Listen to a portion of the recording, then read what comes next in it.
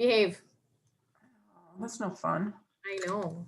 We'll hold off for just a couple more minutes. See if anybody else is going to show up. Okay, good group already.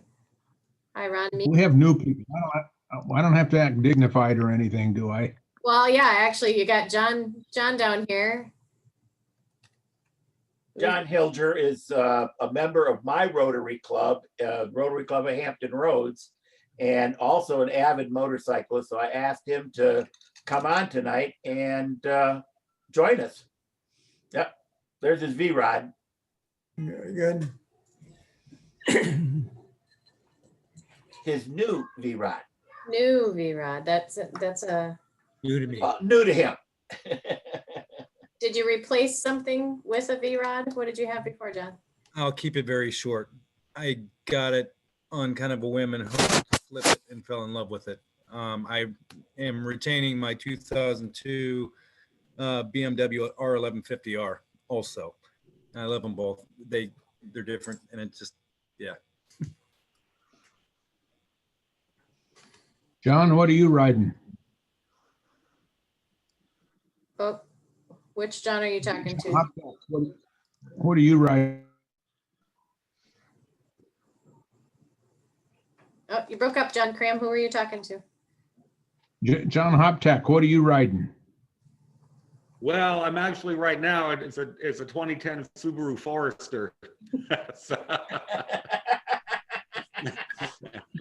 The two-wheel version? No, my daughter has a two-wheel version of her own bike, but it's a bicycle that she really started to ride well this year. So I'm really proud of her.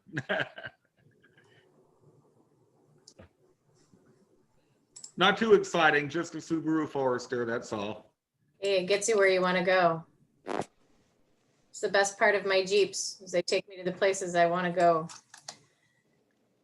They also take me to work, which is not the best place to go, but. Hey, Amanda. All right. Hi. I was just gonna say, I just let Blair and a couple other people in, so I'm gonna let Rory hop in. There he goes. And it's 7:02, so good afternoon, evening to everybody, depending on where you are. Today, Yeah. December 2nd of the year 2020, our first meeting of the month of December, which is nuts. I feel like Happy I say December. this. Happy December to everybody. Tonight, we're going to have John Hoptak talking to us. He's from the National Forest Service. Did I get that right? Park Service? Mhm. Right.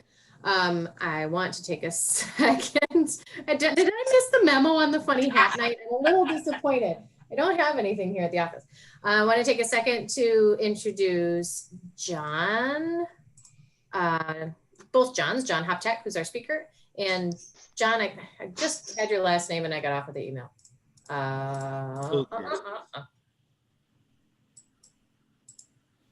Me. Yes. Hilgers. Kilger. Sorry, John Hilgers, who is a member of Keith's Brick and Mortar Club. Don't see any other, nice, David. I don't see any other guests tonight. Am I missing anybody? Mr. Atkins has joined us for the first time in a bit. Nice to see your name, not your face. Yeah, so that is it. I don't have any, I don't have much to pass along to y'all, but just be on the lookout in the next few days. Nice, John Hilgers, you're gonna fit in well here. Be on the lookout for in the next few days for nominations for next year's board. We're coming up on that very quickly here. So we need to wrap that up by the end of the month. Sorry, for what, Amanda? For next year's board. Ah. And for the committee chairs. Other than that, that is all I have for club news to pass along. Does anybody have any happy bucks moments they'd like to share? I do. Mr. General. Last Monday, I successfully defended my dissertation and I graduate Saturday. Woo! Hey, Congratulations, David. That's awesome. Thank you. well done. We're gonna have to call you doctor? We are. Yeah, I'm pretty set on that. Yeah. No, of course Dr. not. D. Great. That's fantastic. Thank you. Mr. Cram. I have a sad buck in memory of past district governor for our district, John Judson, an outstanding human being who just epitomized being a Rotarian. unfortunately, he passed 2 days ago. And so that's my buck. Thank you for sharing. Appreciate that. Let's see, anybody else got anything to share before we kick this thing off today? Did you say tricycle, Glenn? You guys are killing me tonight with all your attitude. Let's see. All right, guys, I don't see anything else, or anyone else have anything to share. Pop into the chat if that changes while Mr. Hoptak is talking. But so for tonight, I will introduce John Hoptak, who is going to be speaking to us from the National Park Service on the African Americans in Gettysburg before, during, and after the battle. Mr. Hoptak, do you have a screen that you would like to share? That is correct. Yes, I do have a presentation I would like to approve. Okay, so you should have share screen access Okay. down at your bottom there. Yep. Yes, I do. Alrighty, I'm gonna mute everybody. So unmute yourselves if you have a question. Unmute yourselves if you have a question, or throw it in the chat and I'll keep an eye on the chat. But other than that, I will turn it over to you, John. Wonderful. Thank you so much, Amanda. Thank you everyone for coming out this vlog, joining us on this Wednesday evening here. It is very cold up in Gettysburg, Pennsylvania. It's almost freezing. And for the first time this season, we had a little bit of snow. So 'tis the season, I suppose. I'm happy to be here. I delivered this presentation a few months ago to a local Rotary group, which is how I got this invitation to speak with all of you to be here. I'm happy here. I was telling Amanda before the program began that I kind of feel out of place. You know, typically I'm out on the battlefield or in the national park, but here I am in uniform with a couple snowmen behind me for decorations. So I will try not to let that distract from the seriousness of tonight's conversation. I have been with the National Park Service since 2005. I worked for a long time at the Antietam National Battlefield in West Maryland before I moved to Gettysburg in 2012. I've been at Gettysburg since 2012, but a few ago I began a detail to the Eisenhower National Historic Site. So we in the Park Service, we kind of like to move around and try different things out. But my detail at the Eisenhower site is only for 120 days. So I'm still on the books at Gettysburg. Forgive me if I accidentally say Eisenhower tonight when I mean to say, you know, Robert E. Lee or. So with that being said, I do want to begin a PowerPoint presentation. I'm going to share my screen, and I am hoping that everybody will get a chance here. Amanda, could you give me a thumbs up if you can see my screen? Wonderful, very good. So let me begin my slideshow. As Amanda mentioned, my pride is on a lesser in Gettysburg history. Now, the American Civil War ended just over 100 years ago. And during that time, there have been no fewer than some books written about this 4-year-long conflict, some books about America's Civil War. And of course, many of the books deal with the great campaigns and the great battles, and no battle has received as Gettysburg. Gettysburg has been the subject of literally hundreds of standalone books, a full-length feature movie, scores of documentaries.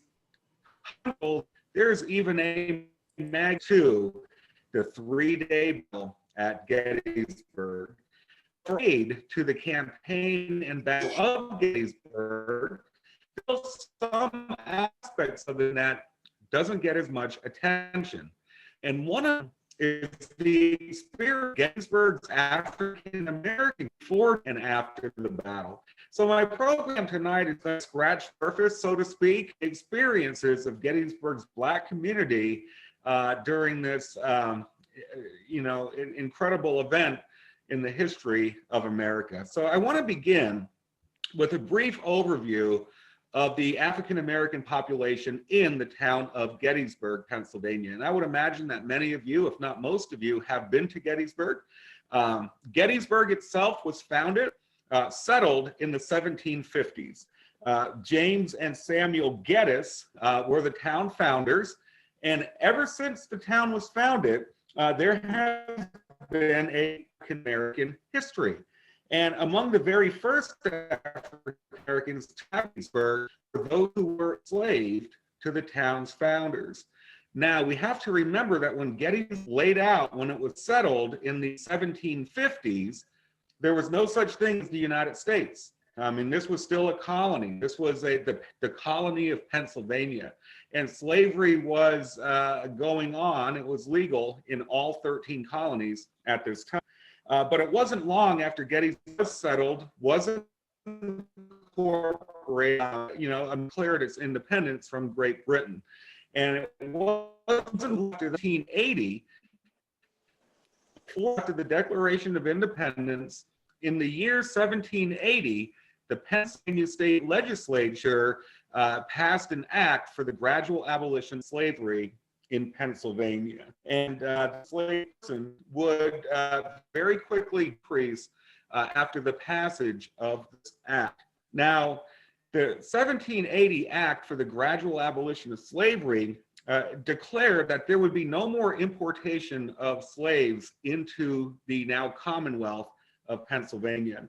And those who were born to an enslaved person would be manumitted or freed upon reaching the age of 28. Now, for those who were all enslaved, they would remain in slavery for the rest of their lives. So year 7, approximately 3,700 enslaved persons in the state of Pennsylvania, 3,700. By 1800, 20 years had decreased to 1,700. As the first few decades of the 19th century progressed, that number will get down ultimately to 0. In 1840, just 21 years before the Civil War, there were still technically 64 slaves in the state. And one of the last surviving slaves may have been someone who was very local to the area around Gettysburg. If you notice on the bottom of the screen, there's an obituary that was printed on November 4th of 1858 from the Gettysburg compiler, noticing the death of Patience Hack, known as Casey. It was estimated that she was 100 years old. She may have been the last slave in the Commonwealth of Pennsylvania, certainly the last in Adams County, just here north of Gettysburg. So as slavery began to develop, the African-American population of Gettysburg began to grow. In 1820, there were 108 individuals as Black or mulatto. By 1860, right at the eve of the Civil War, that number had grown to 186. About 8% of the town's entire population of 2,400 men, women, and children were identified as either Black or mulatto in the census of 1860. Most of these men and women were employed as either day laborers or domestic servants, the most common jobs held by Gettysburg's Black community. There were some exceptions. We're going to spend a lot of time today talking about Black farmers who owned property where the battle would be fought. People like Abraham Bryan, James Warfield, and Basil Biggs. Among Jack Hopkins, African-American resident of Gettysburg at the time of the Civil War. He lived on Wash Street, homes if you're ever in town, but he actually got a position with Gettysburg College. He was the head custodian, a position he held for 21 years, and such was his popularity among the student body at what is now known as Gettysburg College, that he was known around campus as president of the college. And when he passed away, the entire student from their classes in order to attend. Now that step was only taken one other time, and that was to attend address when Abraham Lincoln served 1863. So it's a little bit about the popularity of Mr. Hopkins while he was employed as custodian of Gettysburg College. In town also, not far away from where Hopkins lived on Washington Street, there was a gentleman by the name of Owen Robinson. Now, Owen Robinson was born into slavery. He was born in Virginia. He had achieved his freedom. He achieved his manumission, and he settled in Gettysburg, Pennsylvania, where he opened up a restaurant. And he operated a pretty popular restaurant at the intersection of High and Washington Street. He sold candy there, baked goods, ice cream in the summertime. He did not know how old he was, not when he was born, but he would never forget the day he achieved his freedom. November of 1817. Was very careful to always carry with him on his person his manumission papers. Gettysburg, as many of you know, is very close to Maryland. In fact, Gettysburg is only about 8 miles north of the Mason-Dixon line. And of course, the Mason-Dixon line is what separated free state from slave state in those years before the American Civil War. So it was very common, and I'm going to talk a lot more about this. It was common for fugitive slave patrols to make their way north into Gettysburg, seeking those for slavery, fugitive slaves or the freedom seekers. Owen Robinson, who was short carried with him, dying the fact that he was a person. Now, of course, because Gettysburg is so near the Mason-Dixon line, the Underground Railroad was a very common thing in Gettysburg in the years before the Civil War. Now, in Gettysburg today, there are a lot of people, the Adams County Historical Society especially, who want to remind people that there is a history to this beyond the Battle of Gettysburg. And before the Civil War, this was a heavily traveled area along that Underground Railroad. So there were residents of Gettysburg, both white and black, who would help fugitive slaves north. And just to the north of Gettysburg, Pennsylvania, is a town called about 6 miles to, and a little bit further beyond that, there was a large Quaker settlement. And the Quakers, of course, always opposed to slavery, active leading role in the Underground Railroad. So those from Gettysburg who would help or hide these fugitives would often deliver them further north to the Quaker settlements north of Gettysburg. Now, among the most prominent Underground Railroad proponents were the McAllister family. And on the bottom left of the screen, you see McAllister's grist mill, which stood along Rock Creek, foot of Culp's Hill. So many of you know Culp's Hill, story of that. There was heavy battle action that place at Culp's Hill, staged along McAllister's mill. Well, in the decades leading up to the American Civil War, from the 1820s through the 1850s, 60, hundreds of freedom seekers, fugitives, would hide in McAllister's grist mill on their way north. And the McAllister family was noted abolitionists in the town of Gettysburg. They oftentimes would host abolitionist meetings at their home, stood right next to the grist mill. Pennsylvania historical marker, the Baltimore Pike, that talks about McAllister's mill as a stopping point on the railroad. I want to take a moment to talk about the gentleman that you see in the middle of the screen. That is Basil Biggs, or Basil Biggs. Now, Basil Biggs was born in Union County, Maryland, right across the Mason-Dixon line. And even though he was African-American, he was born a free person. He was a person in the state of Maryland. His age to go to work from age. He ultimately grew up, received a little bit of education, and moved here. There he met Mary Jenkins. The two were married, but they discovered that their children were being denied a public education because they were black. And so in 1850, Biggs and his wife Mary moved to Pennsylvania were segregated in Pennsylvania, but at least there was a school option for their Basil Mary moved to Gettysburg in 8. When he passed away in 1906, his obituary stated that he was a very active agent on that Underground Railroad. He was a farmer by trade, by vocation, and he was also a veterinarian.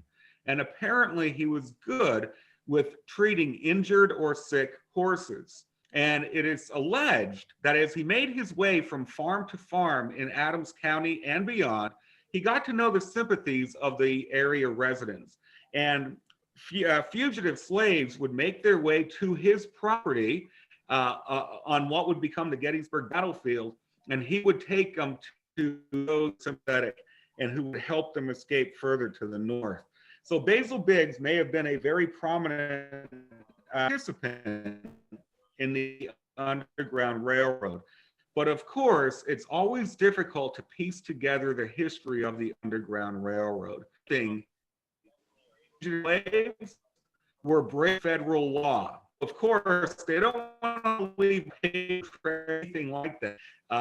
The fugitive slave that was passed in 1850 enacted very harsh punishments on those who were caught assisting freedom seekers north, fugitives north, upwards of $1,000 fine, which was big money in the 1850s, as well as 6 months in prison. So it's always difficult to find reputable, credible sources pertaining to the Underground Railroad, sources passed down by legend, by oral history. Now, Mag Palm, who you also see a photograph of, she may have also been a part of the Underground Railroad. We're not quite certain, but here's what we do know. For the Black residents of Gettysburg, living so close to the Mason-Dixon line, this was a very tenuous edge of freedom. Mag Palm was born in Gettysburg. She was born a free person. She spent her life in Gettysburg. But word began to spread about her strength. And it was believed that if she was taken south to be sold into slavery, that she might be able to get a pretty high price. So one day in 1858, she was making her way back home from work. She was surrounded by three men who attempted to kidnap her, place her in a carriage, and take her south to be sold into slavery. And as it turned out, she was set up by her employer. She worked as a washerwoman in the town of Gettysburg to a number of white families. One of her employers located these three men, and they attempted to kidnap her. They did not count, however, on how strong a woman she actually was. She fought back. And legend has it she nearly thumb one of her would-be passers-by took note of what was happening and fled.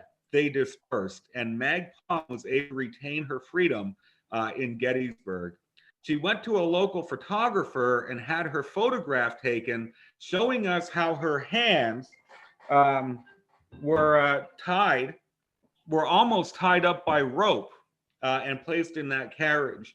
So that tells us a tenuous freedom that was common among Gettysburg's Black residents right before the American Civil War began. It was very common for fugitive slave patrols to make their way north to look for anyone they thought may have escaped from slavery, or in Mag Palm's case, who they thought might have been able to get a good price on the slave market. Now, during the Gettysburg campaign, the Confederate Army made its way into Pennsylvania in late June of 1863. And one of the tragic realities of this campaign, and one that intended the strategy, the battlefield tactics, was the fact that as Confederate soldiers made their way from town to town in southern Pennsylvania, places like Chambersburg, Greencastle, Mercersburg, Isle, they were engaged in capturing, kidnapping African Americans whom they believed had escaped from slavery, whom they believed were fugitive slaves. And a number of Confederate soldiers, and a number of residents in Pennsylvania, they talk about letters and diaries. Jacob Hoke, who you can see pictured there below, lived in Chambersburg, Pennsylvania, about 25 miles to the west of Gettysburg. And he wrote that one of the revolting features of today was the searching about the fields around town and the searching of houses for Negroes. These poor creatures, those of them who had not fled upon the approach of the foe, sought concealment in wheat fields. Into those wheat fields, the cavalry moved in search of their prey, and many were caught, some after a desperate chase and being fired at. Another resident of Gettysburg, a young lady by the name of Rachel Cormany, she wrote how it grated upon the heart to have to sit quietly and get such brutal deeds. No were captured, all women and children.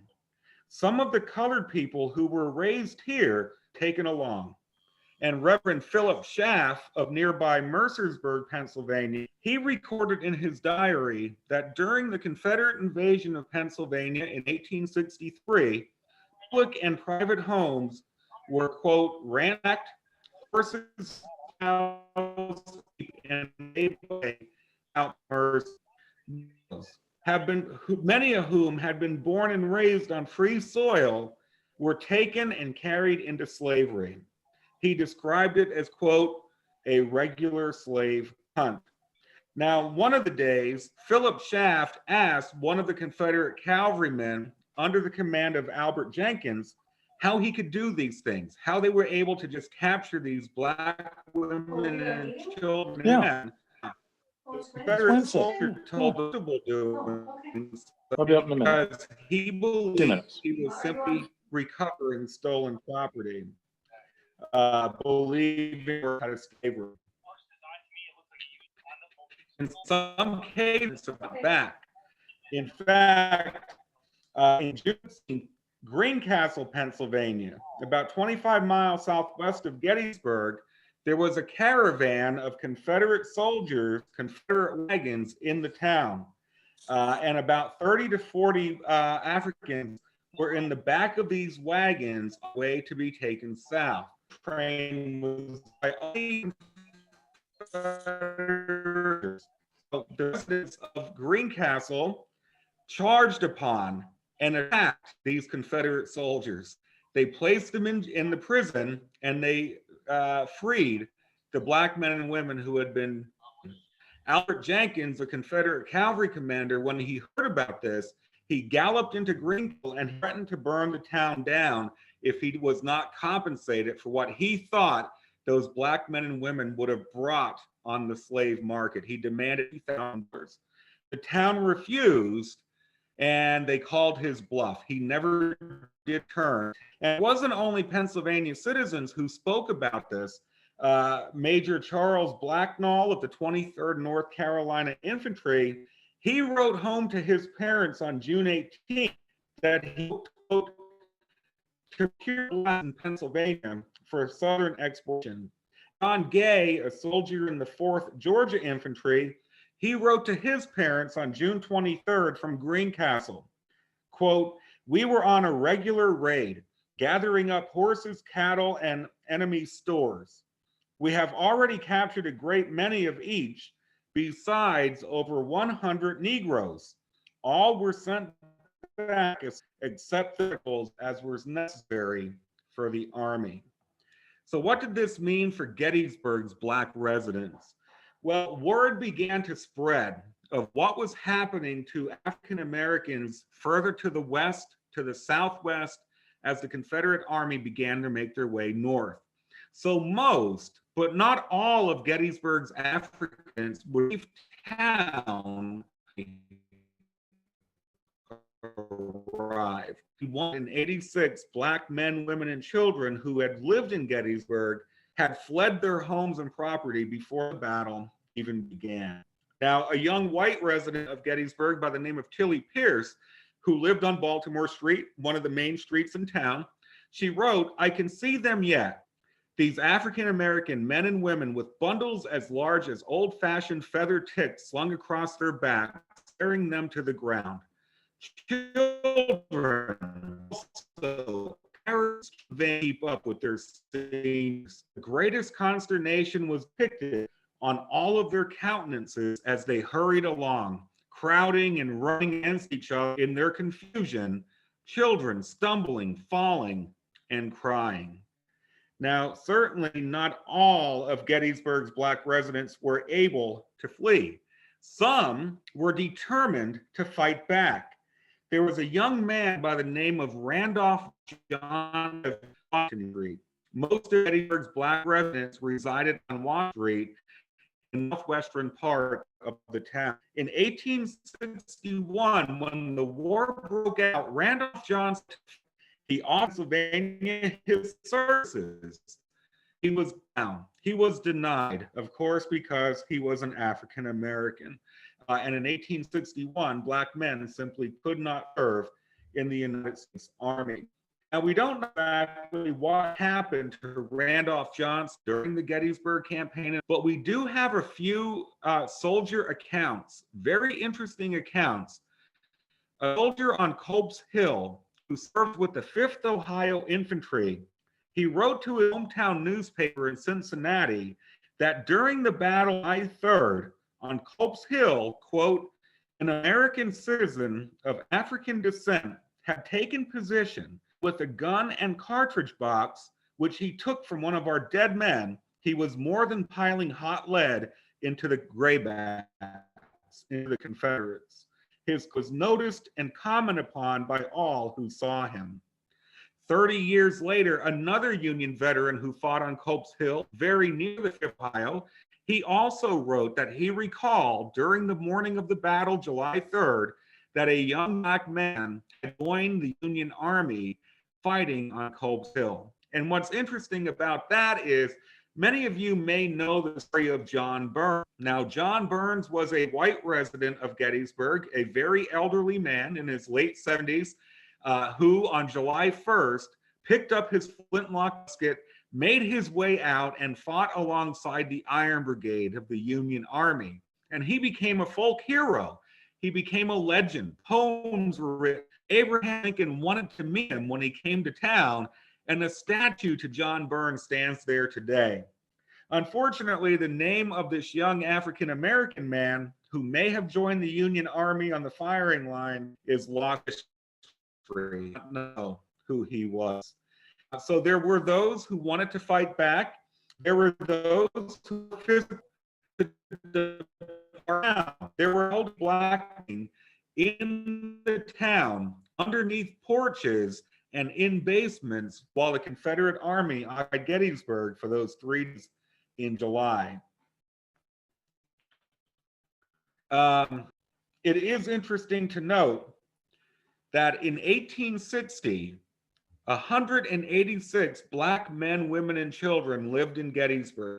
Of that 186, only 74 of them, only 74 of those 106 individuals were still living in Gettysburg in 1870.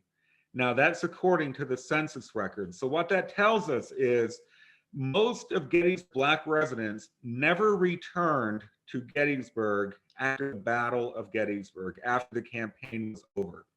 Most of Gettysburg's Black residents did not own property or homes. They rented their places where they lived, and they went. Most of those who did return after the battle was who owned property. Now, Brian, he owned a home. You can see it on the bottom right. That's what it looks like today. And it stands right along Cemetery Ridge, which was the heart of the Union battle line on July 2nd and July 3rd.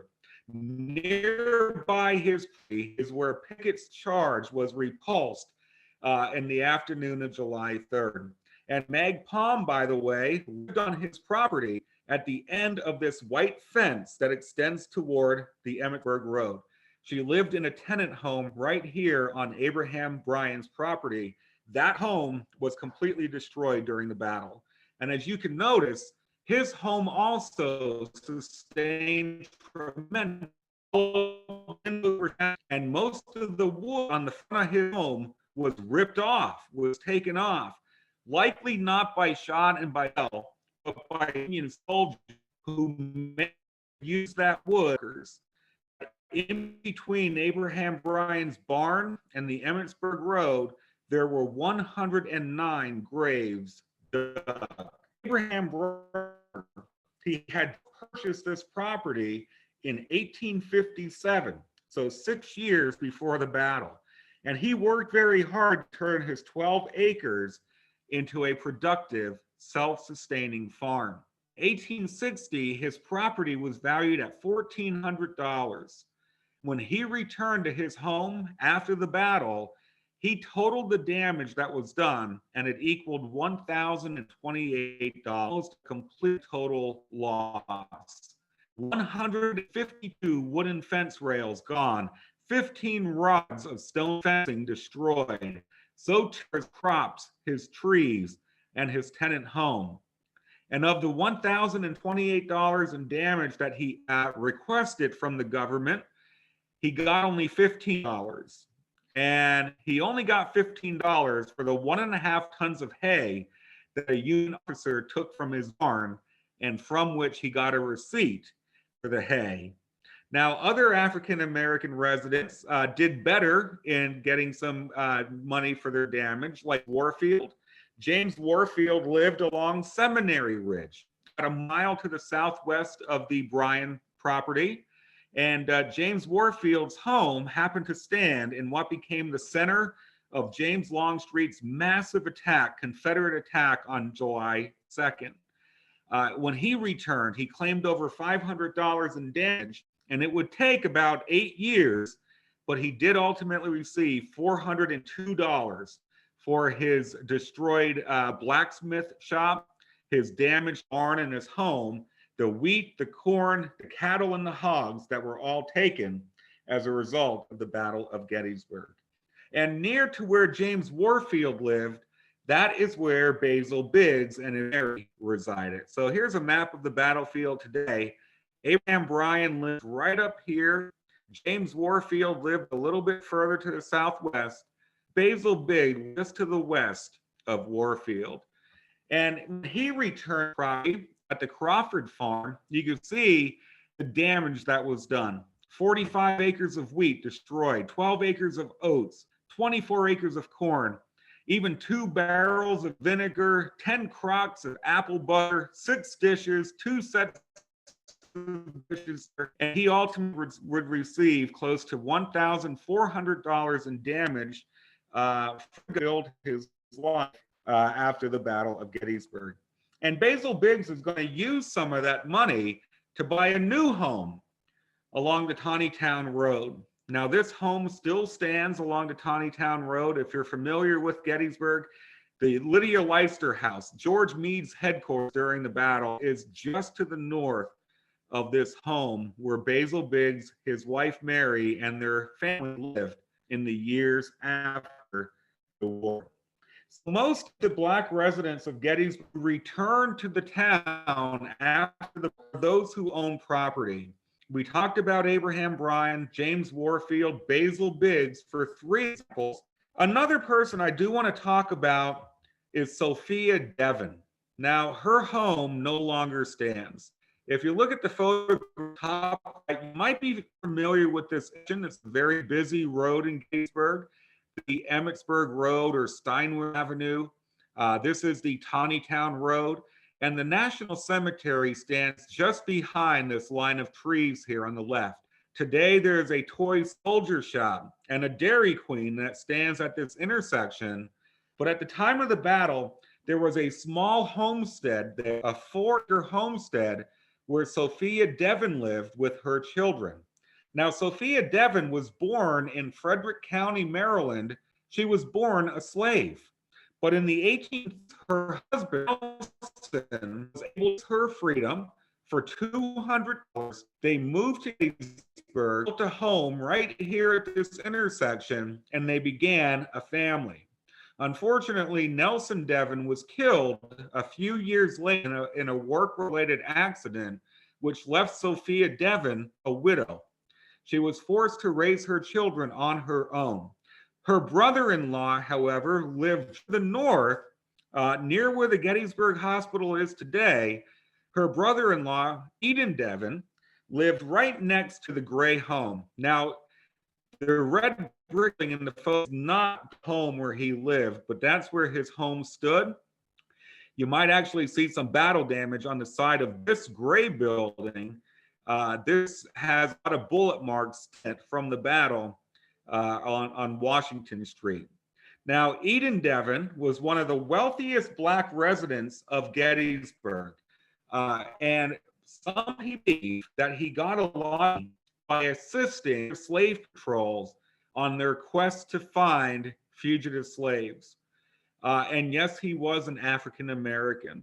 So many of the abolitionists, like the McCall family, they denounced. There are newspapers of fugitive slaves who were kind of lured Eden Devon's home on Washington Street, and there is where they were captured by these fugitive slave patrols.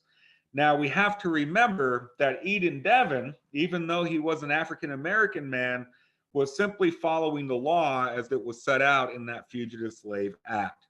So a very interesting family, but I want to go back to talk about Devon. Okay? So she was a widow. She was living right at this intersection. And on July 1st, Union soldiers went into position all around her property. Confederate soldiers went in position all around Eden Devon's property a little bit to the north, and both sustained a lot of damage. When Sophia Devon came back, when she returned to her home, it was almost completely destroyed. She lost most of her furnishing. The roof was all but torn completely off by cannonballs, and all of her silver lay scattered all over the ground. Fence rails were gone. The front door of the house was blasted. Her garden was completely destroyed. She and her children were forced to live elsewhere while repairs were made to their property. Now, Sophia Devon had two sons, both young Black men. Their names were Solomon and Fleming. Both Solomon and Fleming Devon, these African-American residents of Gettysburg, would later enlist in the United States Colored Troops. Now, with the passage of the Emancipation Proclamation in 1863, Black men were now able to fight in the Union Army. So both of Sophia Devon's sons enlisted, and they fought in what was called USCT regiments, United States Troop regiments. Solomon Devon was badly wounded at the Battle of Petersburg on June 15th of 1864. A younger brother, Fleming, 18 years old, was killed in action at the Battle of Olustee, Florida in November of 1864. And Sophia Devon in March would receive the following letter that you can see on the screen. Sophia, the widow who had her property destroyed, received this letter from her son's commanding officer. It becomes my painful duty to inform you of the death of your son in the Battle of Olustee, Florida. Fleming was a private of mine, and though from his extreme youth and small stature, he seemed poorly fitted for a soldier's life, yet he met the enemy like a man and fell bravely. I liked that story because today in Gettysburg, to indicate there is nothing to indicate that the home was lived in by Sophia Devon and her two sons enlist and fight in the Union Army. Nothing to indicate their service or sacrifice after the Battle of Gettysburg. Now, Solomon Devon, you see his grave, he passed away in 1903, and he's buried in the Philadelphia National Cemetery. Fleming Devon was buried as an unknown in far away Florida, having been killed at the Battle of Olustee. Now, the hill time Devon was transformed into the Gettysburg National Cemetery, one of the very first national cemeteries in the United States. And when we talk about the creation of the National Cemetery, we oftentimes talk about David Wills. Now, he was this 33-year-old attorney from Gettysburg, a white man who led the effort to purchase the property, to hire the landscaper, to invite Abraham Lincoln. We oftentimes hear about him and Governor Andrew Curtin. We talk about William Saunders, the landscaper who designed physically how the National Cemetery should look. And we oftentimes hear about Samuel Weaver, and he has a book with him that he is using to write down the descriptions of the remains they reburied in the National Cemetery. But behind Samuel Weaver, you'll see a number of other people who were critical to the creation of the National Cemetery. African American men, after the battle, played a key role in the actual exhumation, the reburial of the Union dead in this national cemetery. And one of the gentlemen who did work at this job was Basil Biggs.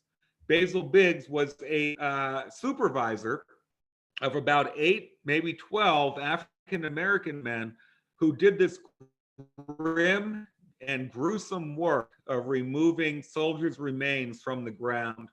And you see in this photograph, they're using ropes to remove a deceased Union grave to be placed into a pine coffin that Basil Biggs would then transport to the National Cemetery for reburial.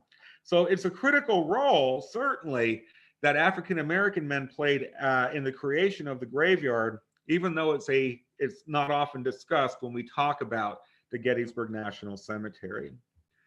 Now, today there are more than 3,500 Civil War soldiers buried in Gettysburg National Cemetery.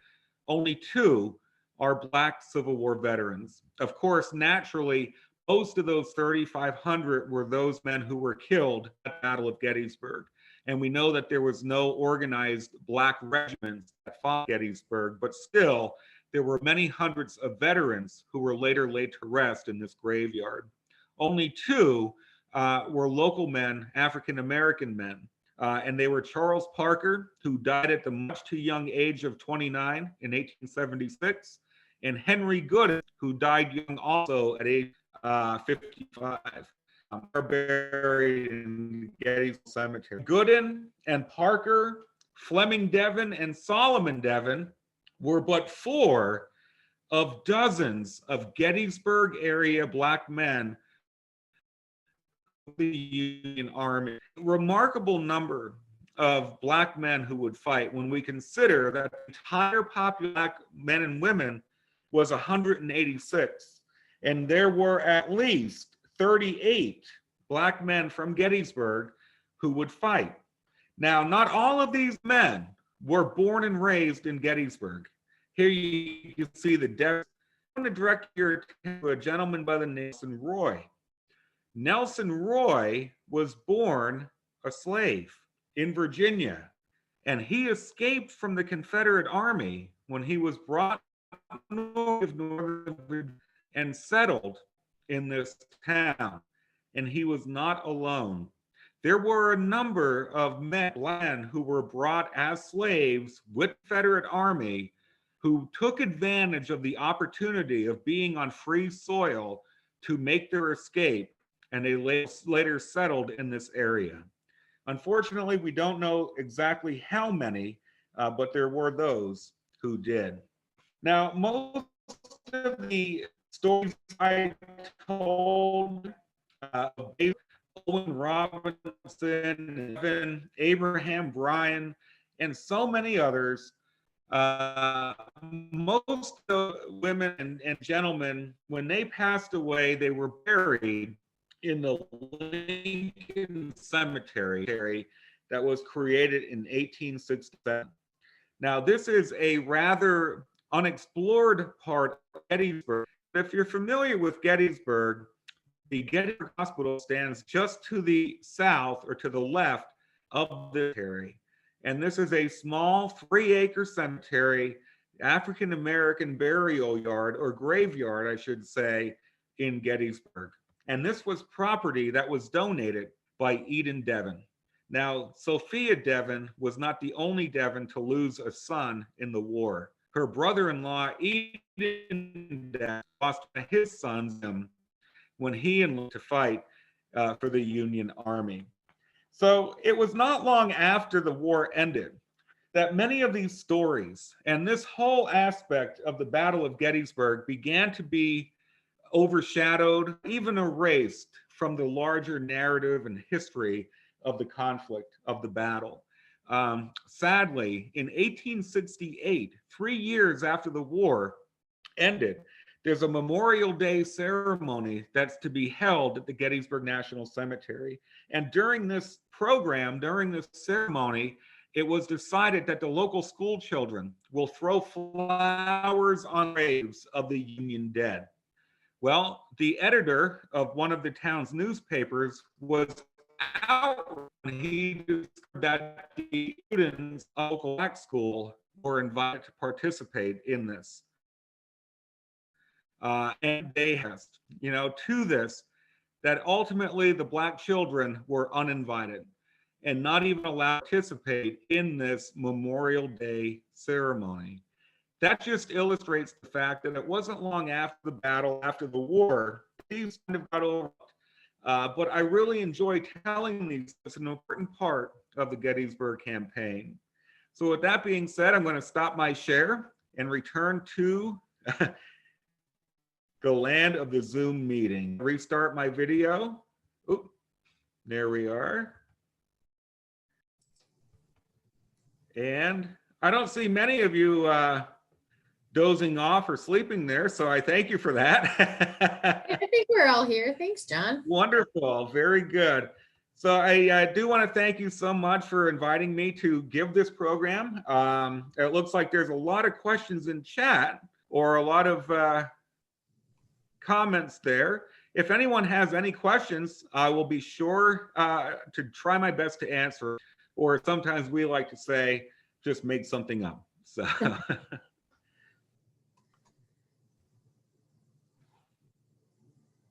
I'm usually the first one to say anything, so I was waiting to see if anybody else had anything to say. A quiet group tonight. So you said that how long have you been at Gettysburg, John? I've been at Gettysburg since 2012. I guess it's already been 8 years. This is very hard to believe. I worked a similar stint at Antietam Battlefield in Maryland before I came up to Gettysburg. So I really enjoy it.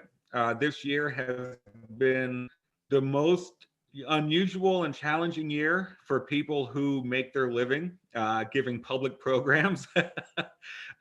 So we had to adjust. And one of the ways that we've done this is just expand our virtual offerings.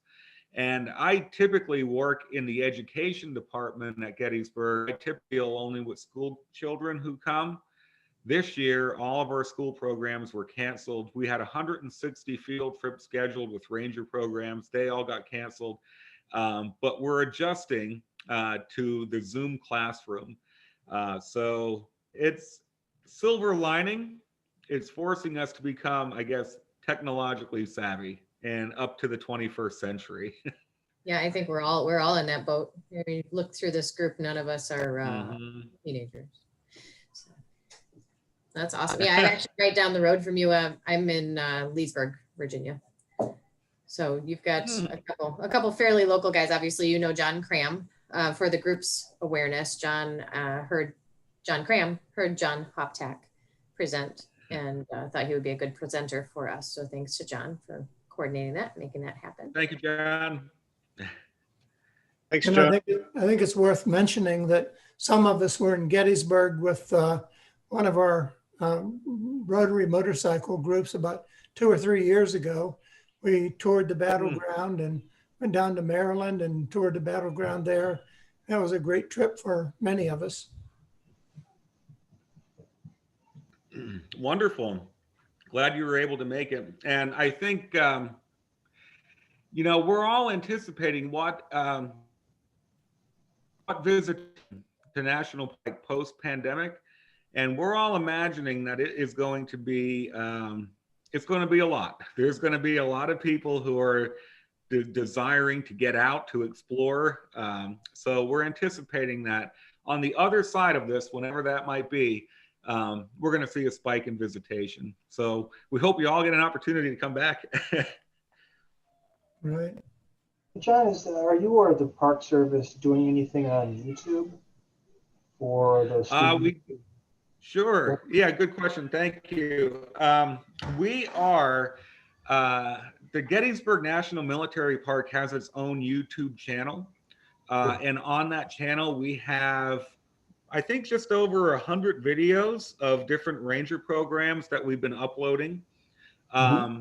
We are now focusing on trying to get videos to our websites, our web pages, and then sharing them via YouTube and Facebook. But we have increased our social media presence, and Gettysburg has its own YouTube channel. You could find it just by searching Gettysburg NPS. I don't know if many other parks have their own channel, but the videos have been pretty popular. Good. It's not as fun as presenting live, but at least that way you can get your message out there and preserve it for posterity. That's right. Yeah. And there was some pushback to the idea of posting videos. Many people believe that, people will stop coming if they could see these programs online or on the internet. And the point was made that, you could look at a picture of the Grand Canyon, but you don't get the feel of it until you're actually there. So it has its place, and I think it helps generate interest.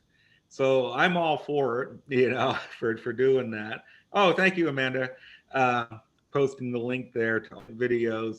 Some of them are very general programs like National Cemetery walks, Care of the Wounded programs. Some are very in-depth battle walks that are 2 or 3 hours in length. So Wow. My voice has probably put many people to sleep ever watch them. Not at all. I was actually really engaging. We had some bandwidth issues, which is kind of a bummer. So I will ask if you could share with us your presentation, your slide deck. I'd love to share it out to the group. Oh, sure. Yeah.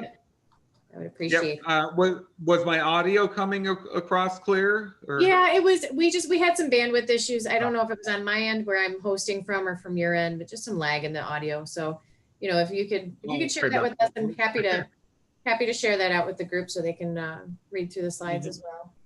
Wonderful. John, question? Yes, John. Do you have any a recommended reading on these topics? For this particular topic, there is a book called The Colors of Courage by Margaret Creighton, and she spends the book talking about the immigrant experience, focusing on the 11th Army Corps at the battle. This was a largely German-American unit, corps that fought. She focuses also on the women of Gettysburg and on the African-American experience. So Colors of Courage by Margaret Creighton is an excellent book for this particular topic. Battle of Gettysburg studies are many. There are a good number of books, some, overviews of the campaign.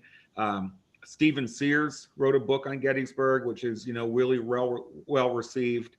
And Noah Andre Tro, Gettysburg, A Testing of Courage, is also very well written, but they're both in excess of 450 pages. So it's hard to find a concise narrative overview of this 3-day battle. Guys, I posted a link from Amazon as well for the book if you're interested, or if you want to find it at a local bookshop, even better. But you can at least get the ISBN from there. Wonderful. Thank you, John. Yeah, thank you, John. Thank you, I'm gonna Johns. jump off. I've got the 5 o'clock. Thank you to all the Johns tonight. All right, Scott, thanks for showing up. Appreciate it. Yeah, good to see you all again. Mr. Hoptak, do you have anything else you'd like to share?